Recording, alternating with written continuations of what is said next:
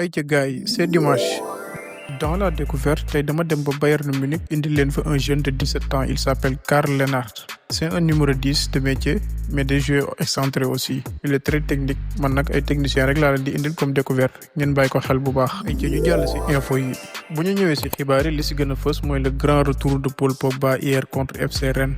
Il est resté 2 ans, 2 mois, 19 jours hors des terrains. Vraiment, football namoon naka c'est une légende du football.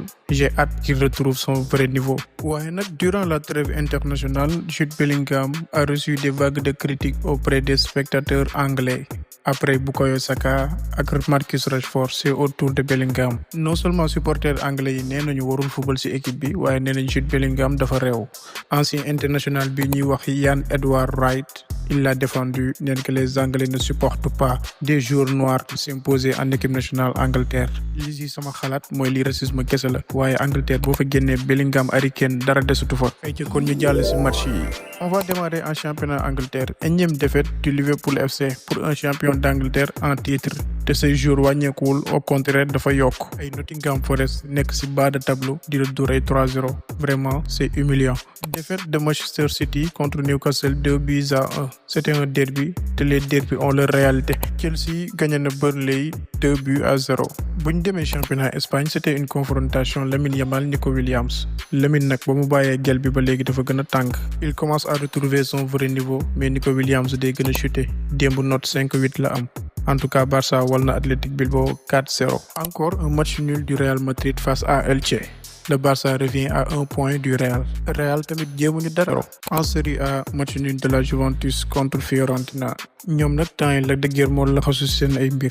3 matchs nuls consécutifs. Napoli door na Atalanta 3-1. Étape suivante, goal assist. En championnat Angleterre, Erling Haaland moo fay meilleur buteur avec 14 buts. Minte bu Brighton ak Jack Grealish ñoo fay meilleur passeur avec 4 passes. Espagne, Kylian Mbappé meilleur buteur 13 buts. Lamine Yamal meilleur passeur 6 passes. Allemagne, Harry Kane moo am 14 buts meilleur buteur. Michael Olise mooy meilleur passeur avec 6 passes. L'Italie est très en retard en matière de buts. Le meilleur buteur n'a que 5 buts, c'est Calhanoglu. Meilleur passeur Nico Paz, il n'a que 4 passes décisives. ñu jàll ci ñancoo yi damay tàmbaleeg Habib Beye avec le FC Rennes. Actuellement, il est 5e du championnat français. C'est un vrai guerrier. Avec des joueurs modestes, il s'en sort. Et Nicolas Jackson encore buteur face à Fribourg. Au terme de ce week-end, voici le classement par championnat.